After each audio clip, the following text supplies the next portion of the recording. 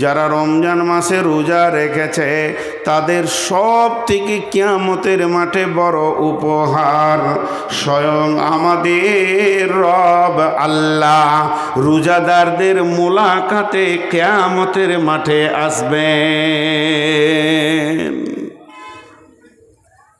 কিয়ামতের মাঠে রোজাদাররা আল্লাহকে দেখবে। হাজি ভাই, যার কাছে আমার জীবনের সমস্ত মানদণ্ডের হিসাব, জান্নাত জাহান্নামের ফায়সালা, যিনি আহকামুল হাকিমিন, যিনার কোনো পরামর্শদাতা নাই আর প্রয়োজনও নাই, যিনার কোনো উকিলের প্রয়োজন নাই, তিনি যদি সমস্ত জাহান্নামীকে জান্নাতে দিয়ে দেয় তো কেন দিলে কথা বলার কারো ক্ষমতা নাই। সেই রকম মাবুদ আপনার আমার মোলাকাতে আসবেন এই রোজার কারণে। রোজা ছাড়বো ইনশাআল্লাহ, রোজা ছাড়বো না রোজা রাখবো? রোজা রাখবো ইনশাআল্লাহ। নাম্বার 3, ইয়াউমা তারাল মুমিনিনা ওয়াল মুমিনাতি ইয়াসআ নূরুহুম বাইনা আইদিহিম ওয়া বিআইমানিহিম বুশরাকুমুল ইয়াউম। কিয়ামতের মাঠে সর্বপ্রথম যেটা মানুষের প্রয়োজন হবে সেটা আলো। তার কারণ কিয়ামতের ময়দানটা অন্ধকার হবে, সূর্য থাকবে না, তারা থাকবে না, নক্ষত্র থাকবে না, বিদ্যুৎ প্রকল্প থাকবে না, জেনারেটর থাকবে না, মোমবাতি থাকবে না, জোনাকি পোকা থাকবে না। যে উপকরণ দিয়ে আমরা আলো পাই এগুলো একটাও থাকবে না। কিয়ামতের ময়দানটা চমকাবে একটা আলোতে। ও আশরাকাতিল আরদু বিনূরি রাব্বিহা, আমার রবের নূরে কিয়ামতের ময়দান চমকাবে। তবে তার নূরের ভিতরে থাকবে কুদরতি ক্ষমতা। বেঈমানরা সে নূর দেখতে পাবে না। যে বেঈমানরা এই পৃথিবীতে মসজিদের দরজা দেখেনি তারা কোনোদিন সেই নূর দেখতে পাবে না। ওই দিন নূর দেখবে কে? ওই দিন নূর দেখবে যে 5 ওয়াক্ত সালাতে হাজির দিয়েছে। ইয়াউমা তারাল মুমিনিনা ওয়াল মুমিনাতি ইয়াসআ নূরুহুম বাইনা আইদিহিম ওয়া বিআইমানিহিম বুশরাকুমুল ইয়াউম। তিরমিজি যখন পড়ছিলাম তো একটা হাদিস পেয়েছিলাম যে এই হযরত আবু হুরায়রা উজু করছে, তেমনি করে পানি নেই, মানে এই পর্যন্ত টানছে। এই পর্যন্ত কোরআনে আছে ফাকসিলু উজুহাকুম ওয়া আইদিয়াকুম ইলাল মারাফিক, এই পর্যন্ত ও একটু বেশি করে টানছে।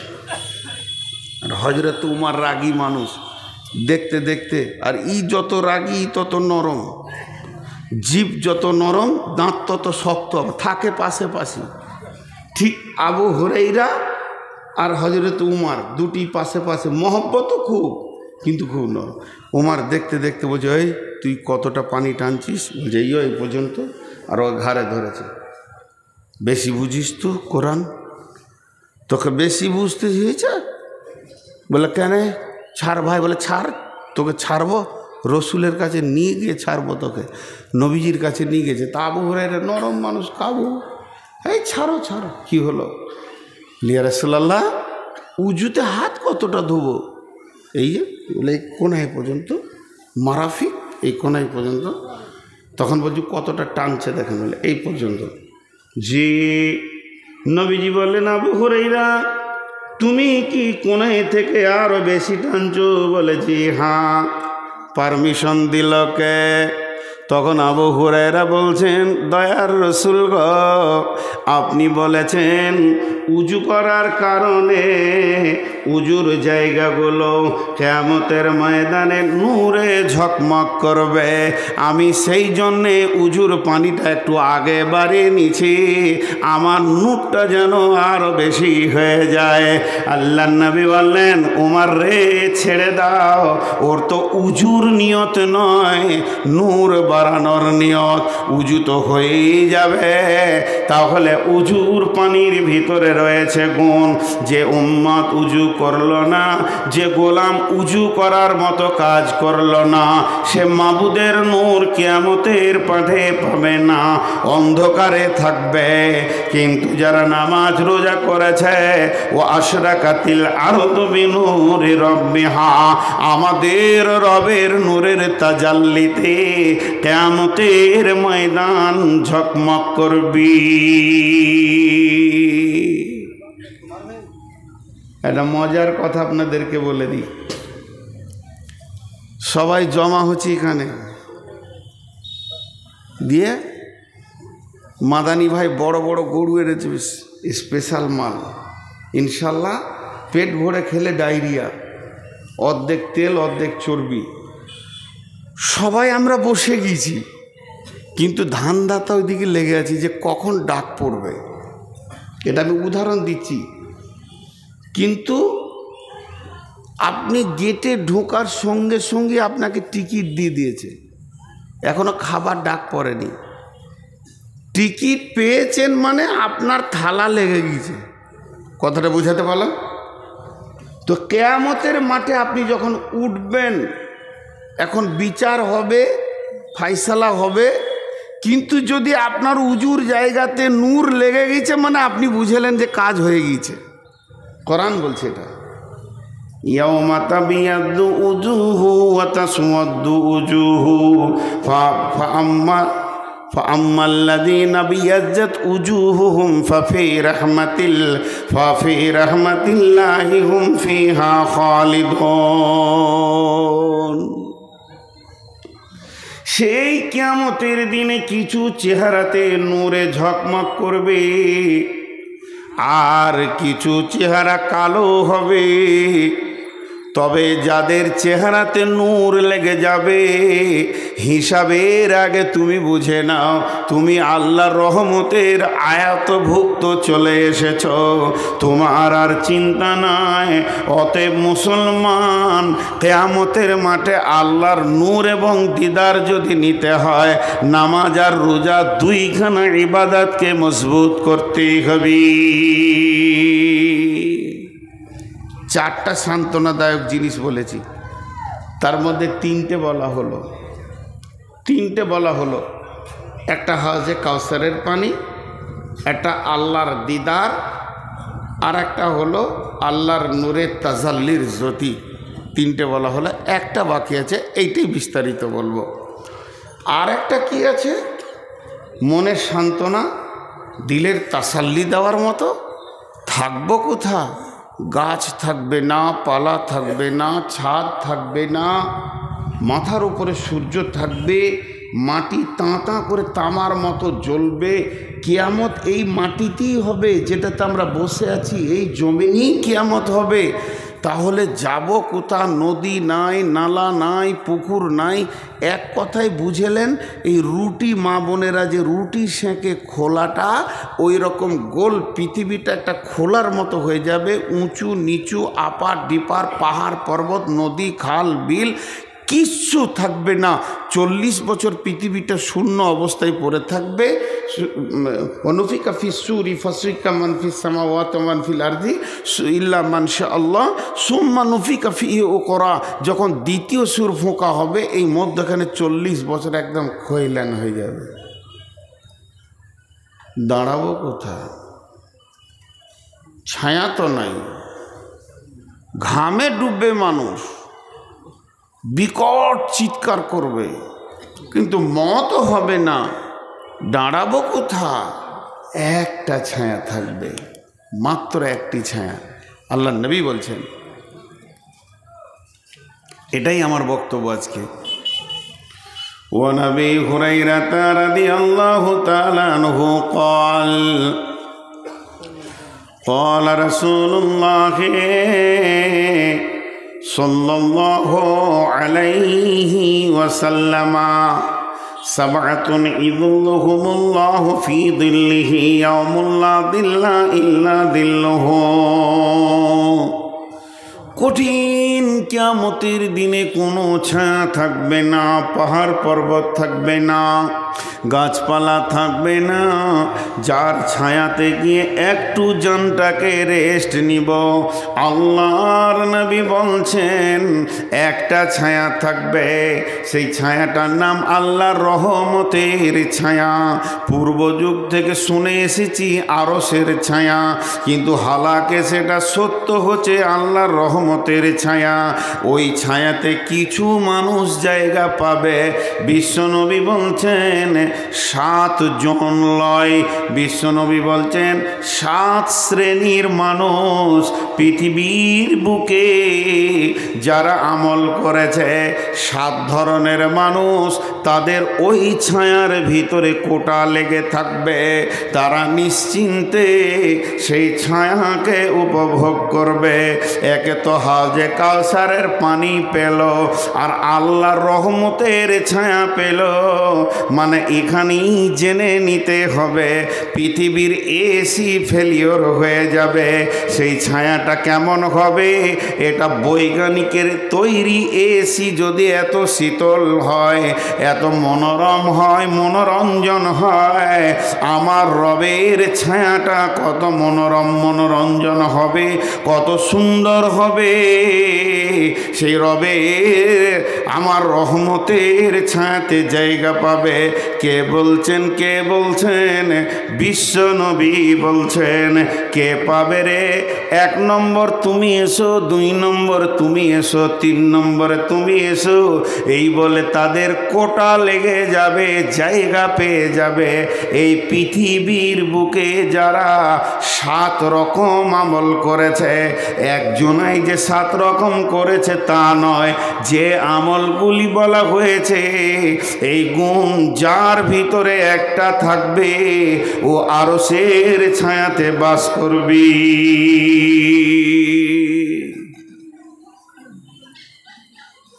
এরা উঠছে কেন?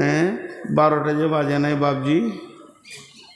এরা বলছে তুই থাক গা, তোর বাপ থাকুক গো, আমাদের আরও সে ছায়া দরকার নাই, পেট ভরে গোশ খেয়েছে, এখন ঘর যায়। জি, রাগ করিয়েন না বাপ, যান। আল্লাহ সহি সালামতে বাড়ি পৌঁছিয়ে দেয়, যেন রাস্তায় কোনো অসুবিধা না হয়। জি, এটা শীতের সময় তো, যারা সুগারের রুগী হয় তাদের অনেক রকম কষ্ট হয়। বয়স্ক মানুষ, ঘন ঘন পেশাব লাগবে। তো আমি আপনাদের সামনে সেই 7 শ্রেণীর গ্রুপটা আজকে বলবো। কিয়ামতের মাঠে যে সবটাই জান জ্বলে যাবে তা নয়, অনেক সান্ত্বনাদায়ক জিনিস আছে যেগুলোকে আপনাকে আমাকে গ্রহণ করে নিতে হবে। তার ক্যাপাসিটি রসুল বলে চলে গেছেন, সেটা কোন ধরনের মানুষ ওই জায়গায় স্থান পাবে। নাম্বার 1, জি ছেড়ে দিব না, আমি তো ওইটাই খুঁজছি খালি, যে কোনো বাহানায় যদি ছাড়া যায়। জি বাবজি, নাম্বার 1, ইমামুন আদিলুন। কথাটা ছোট কিন্তু কাজটা বিরাট বড়। ইমামুন আদিলুন, ন্যায় বিচার করনেওয়ালা।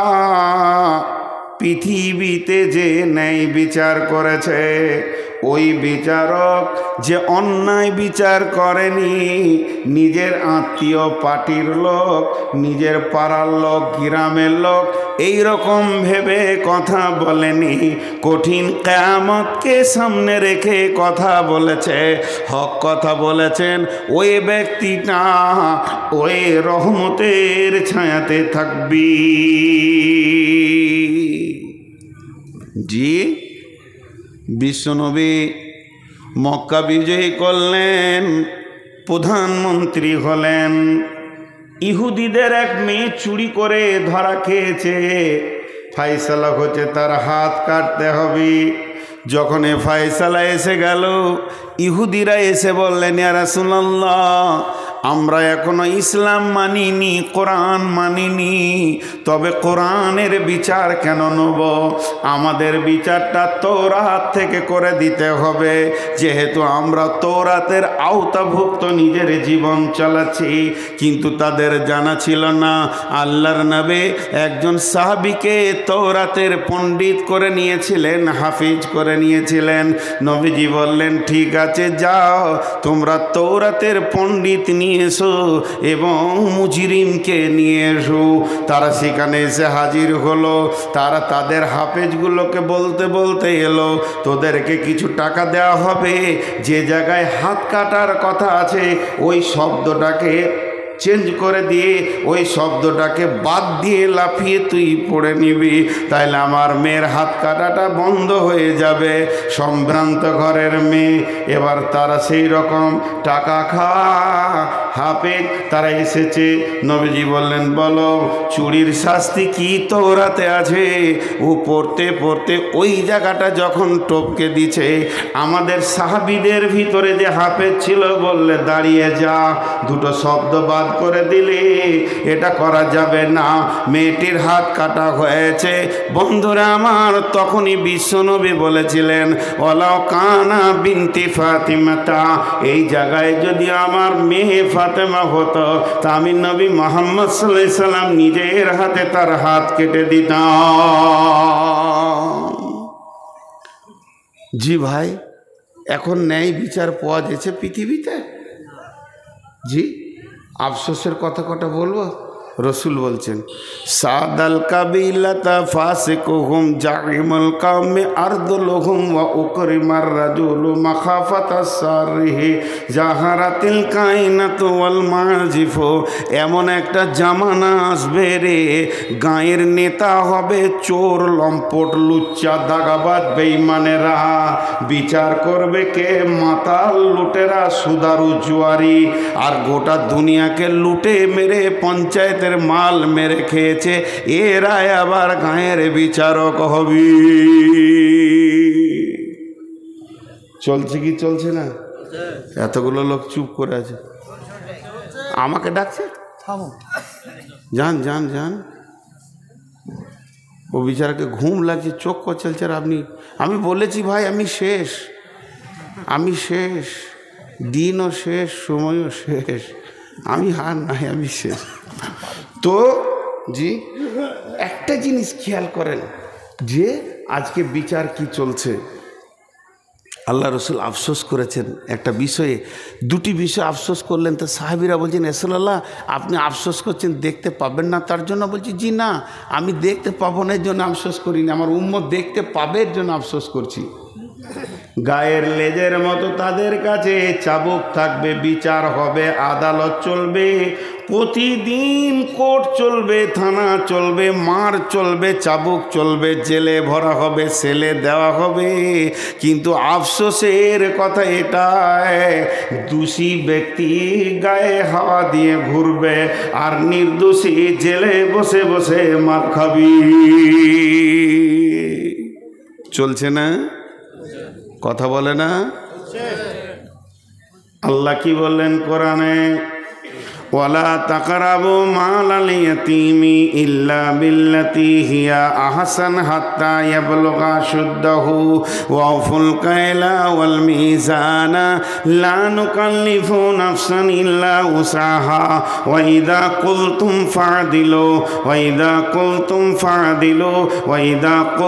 ফা'দিলু ওয়ালাউ কানা দা কুরবা।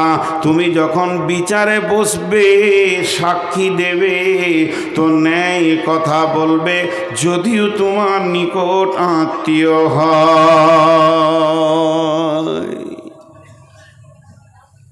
একটা ছেলে 4 চাকা গাড়িতে লাগিয়ে দিয়েছে মোটর সাইকেল, এইখানে উদাহরণ দিচ্ছি আপনাদের বরজুমলাতে। আর গাড়িটা আসছে কোথা থেকে? পাকুড় থেকে। সে গরিবের বাচ্চা বিচারাকে 400 টাকা দিয়ে বলেছে মালটা ঢেলে দিয়ে আজকে ঘুরে এসে খাবি, পেট তার চুঁ চুঁ করছে। আর যে টোটোওয়ালাদের অত্যাচার চলছে রোডে, আল্লাহ মাফ করো, এ যে করোনা ভাইরাসের থেকেও কঠিন ভাইরাস। 4 চাকা নিয়ে চলা যে কত কঠিন। আমি ড্রাইভারকে বলি, টোটো দেখে সাবধান হবি। এলপি গাড়ি দেখে সাবধান হতে হবে না, তাদের ঠিক আছে, কিন্তু এদের কোনো ঠিক নাই। একটা প্যাসেঞ্জার দেখে নিয়ে যে ভ্রম করে ব্রেক করে দিলে, ওই বাড়ি থেকে আসছে, ও এইখান থেকে ব্রেক মেরে এমনি করছে, যাবে নাকি? তার মানে যে চেপে আছে সেই ইন্নালিলা পড়ছে, জানাজা পাবে না। এদের যা চরিত্র আর কি। তো ন্যায় বিচারের ব্যাপারে আমি আপনাদের সামনে যেটা বলছি, যে একটা গাড়িকে টোটোতে লাগিয়ে দিয়েছে, এলপি গাড়িতে।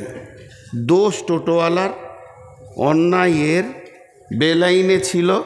ওটা বড় গাড়ি, একটু লেগেছে তো এর একটা চাকা চলে গিয়েছে, ভেঙে গিয়েছে। এখন ওকে কলার ধরে নেমিয়ে মারছে, চলছে মার। ও মারতে মারতে ওর বন্ধু এসে বলছে, তাহলে আমিও অনেকদিন মাস্তানি দেখাইনি, তো চুলটা হিলিয়ে দিয়ে ও মারলে। এখন মানে বর্তমান যুবকদের একটা ভাইরাস, লম্বা চুল আর খালি মাথাটা এমনি করছে, আর হাতটা খালি এমনি করছে, হাতটা খালি এমনি করছে। আজকে টোটোতে এলাম 53 থেকে 54 বার খালি এইখানে আস্তে আস্তে হাতটা এমনি করছে। আমি, তুমি খুব কষ্টে আছো বলো, আজাব চলছে তোমার। হ্যাঁ, তো চুলের উপরে এবারে এই মার ধর করে ওকে করে দিলে। কিন্তু একদিন ন্যায় বিচার হবে। তো এবার বিচার চলছে। টোটোওয়ালা জোরে গলা বলছে, কি ভেবেছিস?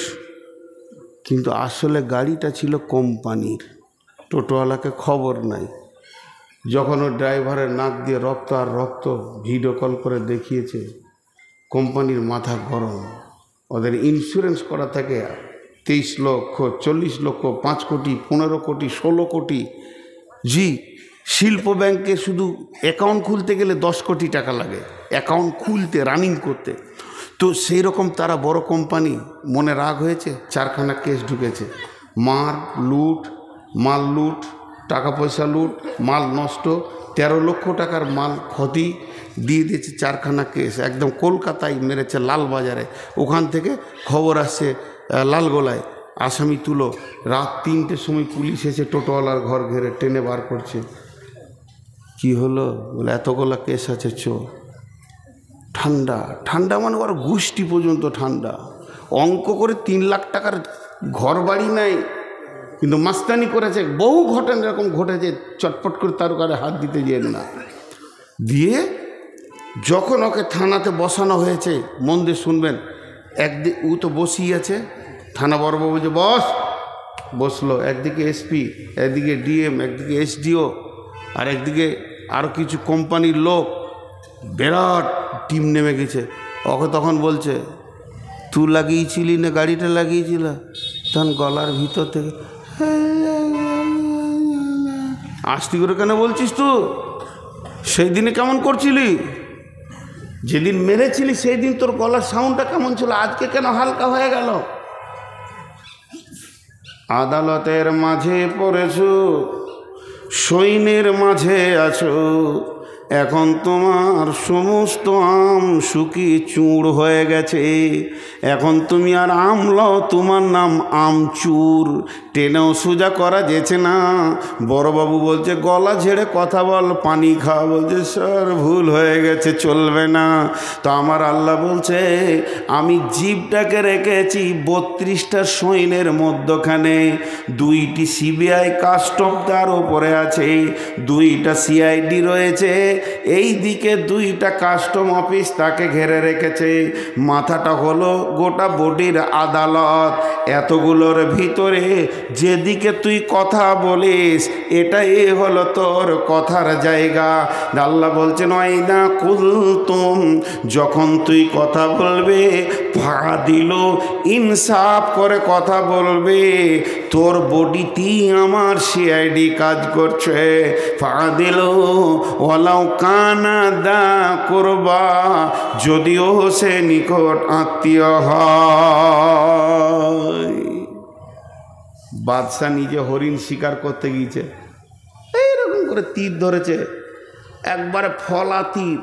হরিণকে পাবে তো আর ওখার দুনিয়া থেকে বেঁচে থাকতে হবে না। আর যেই তীর ছেড়েছে, হরিণটা তরক করে লাফিয়ে উঠেছে, আর লক্ষ্যভ্রষ্ট হয়ে পায়ের তলা দিয়ে সেই তীর। নদীর ধারে এক বুড়ি এমনি করে কাপড় সাফ করছিল, আর ওর একমাত্র বিধবা মেয়ে বাচ্চাটা দাঁড়িয়েছিল, কানে পড়ে স্পট হয়ে গেল। কাজীর কাছে বিচার চলে গেল। বাদশাহ নিজে মেরেছে, দেশের বাদশাহ মেরেছে, আর বিচার গেছে কাজীর কাছে। আজকে শুক্রবার, রবিবার বিকাল 3টে ফাইসালা হবে। বাদশাকে এনে হাজির করা হলো। বাদশার সিংহাসনে নাই, কাঠগোড়ায় দাঁড়িয়ে আছে, বুড়ি দাঁড়িয়ে আছে, দাফন কাফন হয়ে গেছে। একদিকে স্বামী হারিয়েছে, এবার সন্তান হারালো, যার মুখ পানে তাকিয়ে দুনিয়ার আলো দেখছিল। বাদশা তীর হাতে করে গিয়েছে, কাজী বিচার দিচ্ছে। বাদশাহ বলে, বলুন, তুমি মেরেছো? বলে, হ্যাঁ স্যার, ইচ্ছা করে নয়, তবে লক্ষ্যভ্রষ্ট হয়ে গিয়েছিল। হরিণটা চলে গেল, গিয়ে নদীর ধারে ঘাটে উনি কাপড় সাফ করছেন, ওর বাচ্চার কানে লেগেছে, তীর স্পট হয়ে গেছে। বাদশাহ এবার ফাইসালা দিচ্ছে, জাল্লাদ, আমার আল্লাহর ফাইসালা কতলের পরিবর্তে কতল। তুমি হরিণ মারবে না বাঘ মারবে তোমার ব্যাপার, কিন্তু তোমাকে ডানে বামে দেখতে হতো।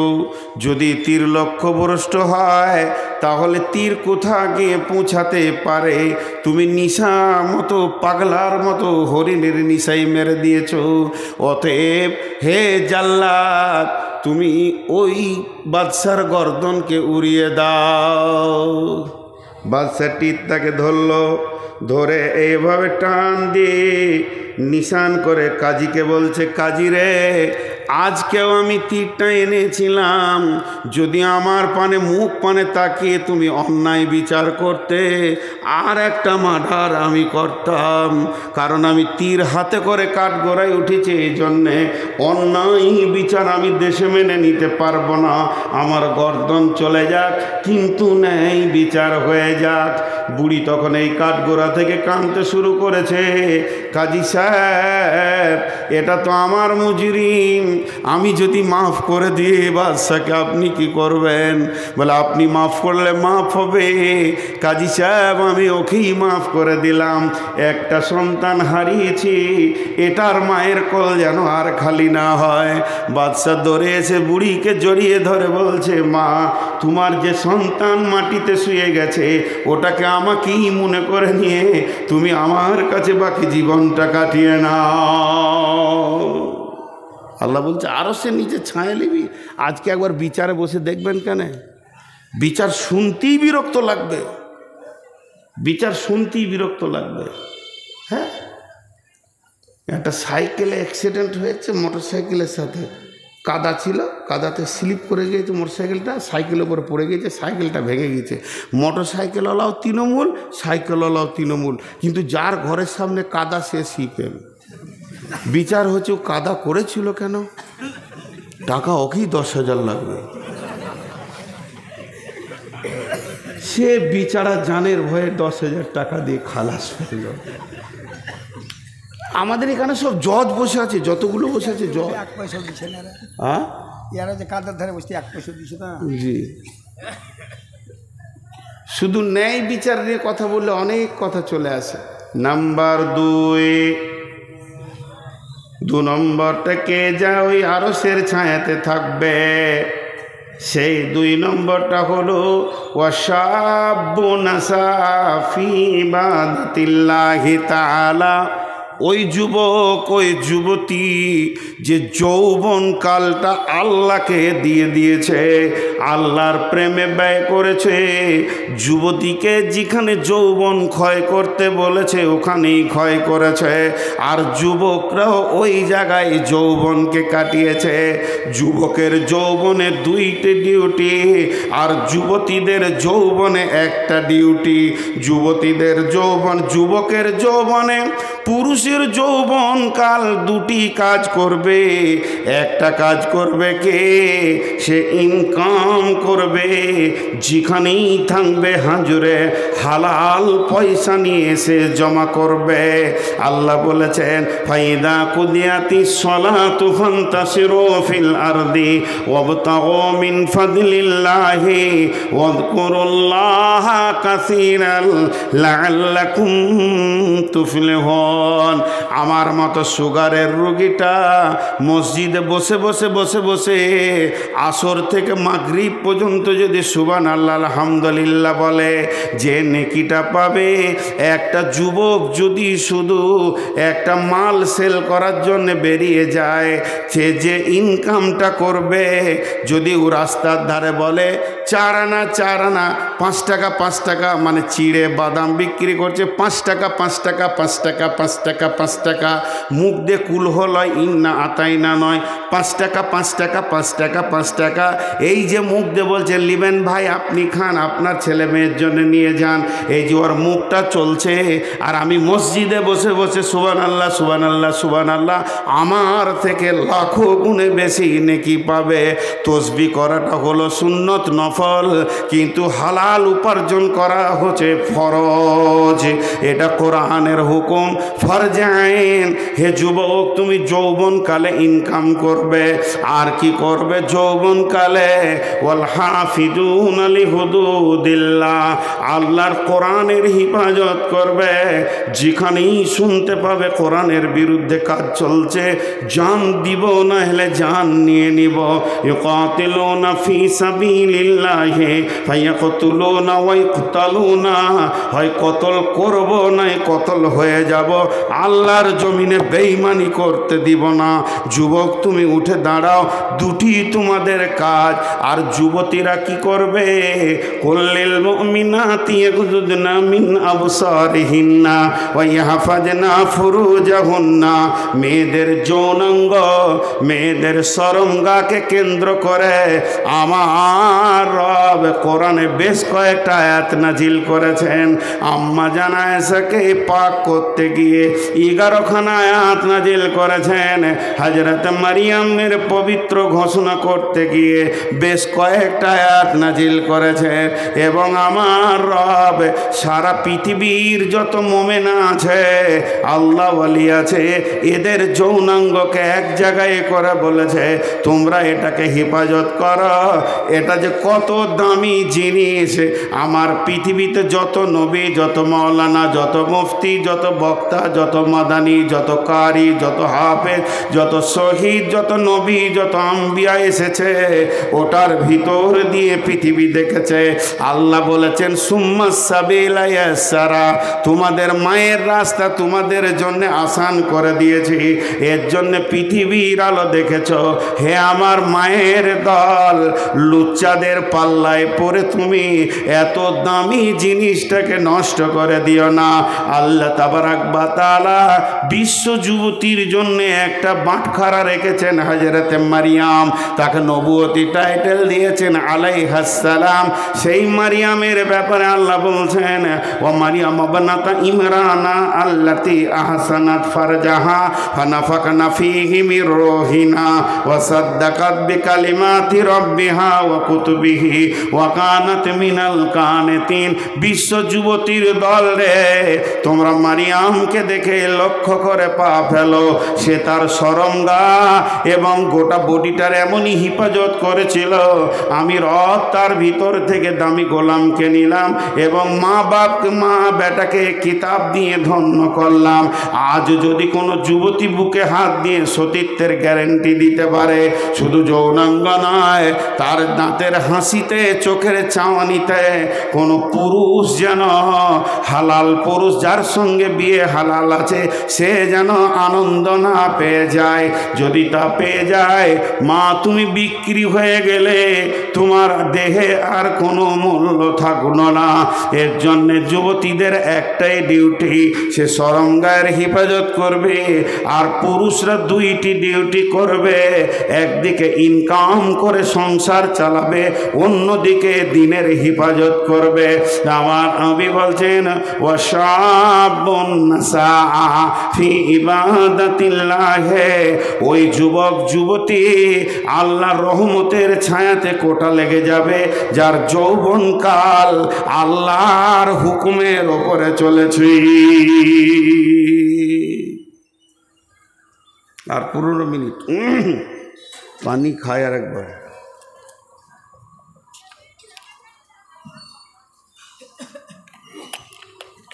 জি নাম্বার 3, ওয়ারাজুলুন কালবুহু মুআল্লাকুম বিল মাসাজিদি। আহা, বিরল বর্ডারে ঢুকেছি আমি বাংলাদেশ, ওই রাধিকাপুর হয়ে দিয়ে সমস্ত পাসপোর্টের কাজ হয়ে গেল, ভোগ লেগেছে, একটা হোটেলে গেলাম, তো বলছে কি খাবেন? আমি বললাম ছোটো মাছ আছে। আমরা বলি ছোটো মাছ, ওরা বলে গুঁড়া মাছ। তো গুঁড়া মাছ আছে, তো আছে, দাও 1 প্লেট, দুজন আছি আমরা, 2 প্লেট দাও। তো আলুর সঙ্গে রান্না করেছে, তো টোটালটা যদি 200 গ্রাম ওজন হয়, যে তরকারিটা দিয়েছে 100 গ্রাম ওজন হবে, তো মোটামুটি 100 গ্রামে 98 গ্রাম আলু আর 2 গ্রাম মাছ। তা আমি হোটেলওয়ালাকে বলছি মাছে আলু না আলুতে মাছ, আপনি হিসাব করেন। বলছে হুজুর আপনাকে তো পারা যাবে না। বলো না, মাছে আলু হতে পারে, 1-2টা আলু দিলেন, কিন্তু আপনি আলুতে মাছ দিয়েছেন। আমি তো আলু চাইনি ভাই, আমি মাছ চেয়েছি, আপনি দাম নেবেন। জি, 1 লিটার দুধে 9 লিটার পানি, তাহলে দুধে পানি না পানিতে দুধ? পানিতে দুধ। আর 9 লিটার দুধে যদি 1 লিটার পানি, তাহলে দুধে পানি। তো আমাদের জীবনটা হবে মসজিদওয়ালা দুনিয়া, কিন্তু হয়ে গেছে দুনিয়াওয়ালা মসজিদ। মসজিদে ঢুকছি আধা ঘন্টার মধ্যে 30 মিনিট, প্রতি মিনিটে 60টা সেকেন্ড আছে, 5 মিনিট আল্লাহকে মনে পড়ছে, বাকি 29 মিনিট 55 সেকেন্ড দুনিয়াতে মনটা পড়ে আছে। তাহলে মসজিদটা দুনিয়াওয়ালা মসজিদ হলো। আর আমার রসুল বলছে তোমার দুনিয়াটা মসজিদওয়ালা হয়ে যাক। তুমি মাঠে কাজ করবে, কিন্তু তোমার দিল পড়ে থাকবে মসজিদে। তুমি মার্কেটে থাকবে, হঠাৎ চমকে উঠবে, কিরে বাবা আজান হলো নাকি? খরিদ্দারের সঙ্গে কথা বলছি, আজান হলো না কিরে বাবা, মসজিদ যেতে হবে। হ্যাঁ, এমন মার কাট কাজ, ধান কাটো, ধান নিয়ে চলো, ধান বাও। সারাদিন যেন শ্বাস ফেলার সময় নাই। ভোরবেলায় বেরিয়ে গেছি, জোহরের আজান শুনে মাঠেই নামাজ সেরে নিয়েছি, সালাম ফিরে আবার কাজে লাগ, চল। বাড়ি থেকে খাবার গেল, খেয়ে নিলাম। আসরের সময় ধানগুলো গছিয়ে সন্ধ্যার সময় বাড়ি এসে যেই মাগরিব ডুবো হয়ে গেছে, আজান শুনলাম, আর বাড়িতে মন টিকছে না। দিল যেন মসজিদ যেন দিলকে ছিঁড়ে লিছে। মসজিদ রে, তোকে জোহরে দেখিনি, আসরে দেখিনি, এখন মাগরিবে না দেখে আর থাকতে পারবো না। মসজিদে যদি দিলটা টাঙা থাকে আর বডিটা যদি দুনিয়াতে ঘুরে বেড়ায়, আপনার কাজগুলো নামাজে গণ্য হয়ে যাবে। কারণ আপনি নামাজিরত রয়েছেন, শুধু ছুটি নিয়ে দুনিয়া করতে গেছেন। অতএব বন্ধুরে, আল্লাহর নবী বলছেন ওয়ারাদুলুন কালবুহু মুআল্লাকুন বিল মাসাজিদে, ওই লোক যার অন্তরটা মসজিদে টাঙা আছে। হাজি, আমরা ইমামকে মসজিদকে মসজিদ সাফ করার ব্যাপারে হুকুম করি না? এটা খুব নেকেট, অনেক বক্তা দেখায়, আমি দেখাচ্ছি না, এটা নোংরা। কেন আমি আল্লাহর ঘর সাফ করব? আমার হাত দিয়ে করব? বেদাতি পীর আছে আমাদের এলাকায়, তোর নামটা আর করছি না। তো ও পীর জীবিত পীর এখনো বেঁচে আছে, 2টা আছে একই গ্রামে, একটা মরেছে, একটা আছে। তো আমার দিল চাইলো যে ওকে একদিন দেখা করি। ওই এলাকায় থাকতাম আমি, একটা মাদ্রাসায়। তো ভদ্রলোক এত হার্ড আরবি জানে, আবার ইঞ্জিনিয়ার, ইংল্যান্ড থেকে পাস করা ইঞ্জিনিয়ার, পীর ইংল্যান্ড থেকে পাস করা ইঞ্জিনিয়ার, আর এত হার্ড আরবি জানে যে ও আরবি বলবে, তার আপনি ডিকশনারি ছাড়া তর্জমা করতে পারবেন না। ভদ্রলোক এত শিক্ষিত, কিন্তু ওই এহরামের মতো একটা কাপড় নিচে পরে আছে আর একটা গায়ে দিয়ে আছে। ওর একটা মুরিদকে বললাম, তোর পীরকে দেখাবি না একবার? বলে চলেন, নিয়ে গেল। তো আমি মসজিদের দরজায় দাঁড়িয়ে আছি, ঘন ঘড়ি দেখছি, মানে 40 মিনিট পরেই আমার বাস, 40 মিনিট পরেই বাস। বলছে আপনি দাঁড়ান, আমি পীর সাহেবকে ডেকে আনি। ভিতরে গেল, তো দেখছি ওই রকম এহরাম হালাতে আসছে, কিন্তু মাথা ঢাকা মেয়েদের মতো এইদিকে ঘুরিয়ে নিয়েছে। তো চুলটা দেখার আমার খুব শখ ছিল, শুনেছি ওর চুল নাকি 2 হাত, কিন্তু দেখতেই পেলাম না। তো দেখার খুব শখ ছিল, টেনে তো খুলতেও পারছি না। তো অনেক উঁচু শিক্ষিত মানুষ, সে খবর আমি জানি, উনি আসলেন। আমি বলছি না যে এটা ভালো কাজের লাইন। তো এসে আমি এক হাতে মুসাফা করলাম, উনি এক হাতে মুসাফা করলেন। আসসালামু আলাইকুম। ওয়ালাইকুম আসসালাম। কী বাবা নূর মোহাম্মদ? আমার নামটা আগে থেকেই জানে বা ও বলেছে ওর মুরিদ। আমি অনেক দিন থেকে ভাবছি হয়তো তুমি একবার দেখা করবে, তো এতদিন পরে এলে। আমার সাথে ওর বয়স আসমান জমিন পার্থক্য, উনি মুরব্বী। তো বললাম জি হে, আমি দাঁড়িয়ে আছি। তো চট করে মসজিদে উঠি, একটা মসজিদের মুসল্লাকে এনে আমাকে বলছে বসো, আর ঝাঁটাটা নিয়ে মসজিদ ঝাঁট দিতে শুরু করলো। আমি বলছি হুজুর আমাকে দেন। বলছে না, তুমি মেহমান, তোমাকে দেওয়াটা আমার ঠিক হবে না, এটা তো রসুল দেননি মেহমানকে, আমাকে তোমার ইজ্জত করতে হবে। আমাকে তুমি বলছে বয়স হিসেবে। বসলাম, আমি বললাম প্রথমেই বেয়াদবি মাফ করবেন, আমার গাড়ি আর 40 মিনিট, অল্প সময় দিব, কিছু আমাকে বলেন। তো কথা শুরু করলো যে আজকের দিনে এখন তোমার সঙ্গে আমার দেখা হবে এবং অল্প সময় টাইম দেবে, আমার কিছু মনে করার নাই, এটা ফাইসালা আসমান থেকে এসেছে, আল্লাহর ফাইসালা। তো মা বাপের সঙ্গে ভালো ব্যবহার করবে, প্রতিবেশীর সঙ্গে ভালো ব্যবহার করবে, আল্লাহ রসুলের সুন্নতের পাবন্দির ওপরে জীবন কাটাবে, ফরজ হুকুম ছেড়ে দিও না, আল্লাহ তোমাকে ঠিক কামিয়াবের জায়গায় পৌঁছাবে। এই কথা বলে তারপর আমি চলে আসলাম। ওর সঙ্গে আর আমার দেখা নাই। তো ওর কাছ থেকে এই ইলমগুলো পেয়েছিলাম ওর মুরিদের কাছ থেকে, শরীয়ত, তরিকত, হাকিকাত, মারিফাত, তান্ত্রিক, তামাসিক, যান্ত্রিক, রাজসিক, এই রুটের লাইনে যে কথাগুলো ওখান থেকে উদ্ধার করেছিলাম অনেক। তো খুব নোংরা জায়গা আছে ওখানটা, খুব নোংরা আছে, আপনারা শুনে ভালো মনে করলেন, খুব নোংরা আছে। কিন্তু আমি এই কথা বলতে বলতে এতদূর এলাম কেন, যে একটা আন্তর্জাতিক পাশ করা ইঞ্জিনিয়ার, ও পীর হোক আর না হোক, এটা তো পাস করে এসছে ইঞ্জিনিয়ার, মসজিদে উঠি প্রথমে ঝাঁটাটা হাতে করে ঝাঁট দিতে লাগলো, কারণ ওর হৃদয়ে মসজিদের মহব্বত আছে। আর আমরা মসজিদে ঢুকে হক থু, এবার জানলাতে লম্বা হয়ে ঝুলছে, সে ঝুলছে তো ঝুলছে, ওটা ওর সাফ করারই কোনো নিয়তি নেই, অথচ এটা আল্লাহর ঘর। আর মা বোনেরা গোটা ঘরে যেটা ঝাড়ু দিয়ে জমা হবে মাল, ওটা নিয়ে যে মসজিদের পাশে ঢেলে দিলে, মসজিদকে নোংরা করে রেখেছে। মসজিদ এত সুন্দর হয়ে থাকবে, আপনার একটা বাড়ি, আমার একটা বাড়ি, আপনার একটা বাড়ি, ইনার একটা বাড়ি, ওনার একটা বাড়ি, গোটা গ্রামে 300 জনের 300টা বাড়ি, আর 300 জনের একটা বাড়ি। তাহলে বলেন ওখানে ময়লা থাকে কি? 300 জন যদি নিয়ত করে আল্লাহর ঘরে ঝুল হতে দিব না, আল্লাহর ঘরে ভিতর কেন বাইরে তো দাগ লাগতে দিব না, একটু ময়লা লাগতে দিব না, আমি সুন্দর করে ঝেড়ে দিব। আল্লাহর নবী বলছেন ওয়ারাদুলুন কালবুহু মুআল্লাকুন বিল মাসাজিদি ফিল মাসাজিদি, ওই লোক আরশের ছায়াতে থাকবে, রহমতের ছায়াতে থাকবে, যার হৃদয়ে মসজিদের মহব্বত আছে। হ্যাঁ, শোনো শোনো ইয়া ইলাহি, শোনো আমার মোনাজাত। জি, তুমি মসজিদেরই ঝাড়ু বারদার করো আমার এ হাত। আজকে সকলে একটা নিয়ত করি, যখনই সময় পাবো মসজিদ পরিষ্কার করব ইনশাআল্লাহ। আর আজ থেকে 5 ওয়াক্তের নামাজ ছাড়বো না ইনশাআল্লাহ। আর সামনে রোজাতে রোজা রাখবো ইনশাআল্লাহ। বাস হয়ে গেল।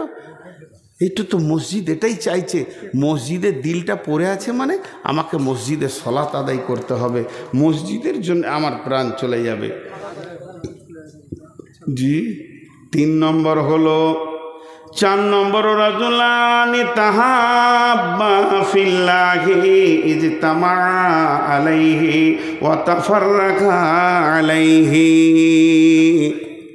আমার নবী বলছেন তোমার আরশে কোটা লেগে গেছে, রহমতের ছায়াতে তোমার রিজার্ভেশন লেগে গেছে, হাহুতাশ করো না, পস্তাতে হবে না। যদি আল্লাহর জন্যে ভালোবাসা করো আর আল্লাহর জন্যে যদি ছাড়াছাড়ি করো, তবে তুমি রহমতের ছায়াতে জায়গা পাবে। মুশরিক জান্নাতে যাবে, দেখছো আরো উত্তর দেয় না। মুশরিক জান্নাতে যাবে, মাদানী সাহেব চুপ করে আছে, আর এরা বলছে না যাবে না। কে বলে যাবে না?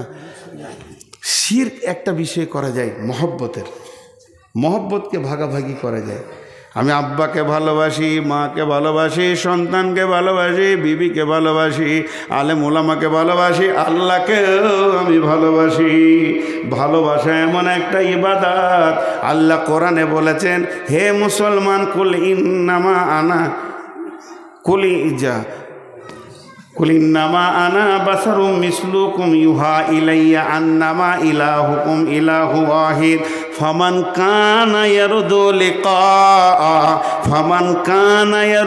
লিকা রাব্বিহি, যদি কারো মনের তামান্না থাকে রবের সঙ্গে মোলাকাত করব, ফামান কানা ইয়ারদু লিকা রাব্বি ফালিয়ামাল আমালান সালিহা, সুন্দর আমল করো, ওয়ালা ইউশরিক বি ইবাদাতি, ইবাদতের ভিতরে শিরক করিও না। আমি মালদান করলাম আব্বার নামে, মালদান করলাম মায়ের নামে, মালদান করলাম বোনের নামে, ভাইয়ের নামে, আমি আল্লাহর হস্তে আল্লাহকেও মাল দিয়ে দিলাম। আমি চারিদিকে মহব্বত ভালোবাসা ছড়ানো আছে আমার। অতএব বন্ধুরে, মানুষকে ভালোবাসবো আমি আল্লাহর জন্যে, এবং মানুষের সঙ্গে আমার ছাড়াছাড়ি হবে আল্লাহর জন্যে। আল্লাহর যে দুশ্মন সে আমার দুশ্মন, নবীজির দুশ্মন আমার দুশ্মন, কিন্তু ওই দুশ্মনের সঙ্গে আমার আপোষ থাকবে না। আল্লাহর মহব্বতে আমি মহব্বত করব। তো বিশ্ব নবী বলছেন, তোমার একটা কোটা ওই আরশের ছায়া, রহমতের ছায়াতে লেগে গেছি।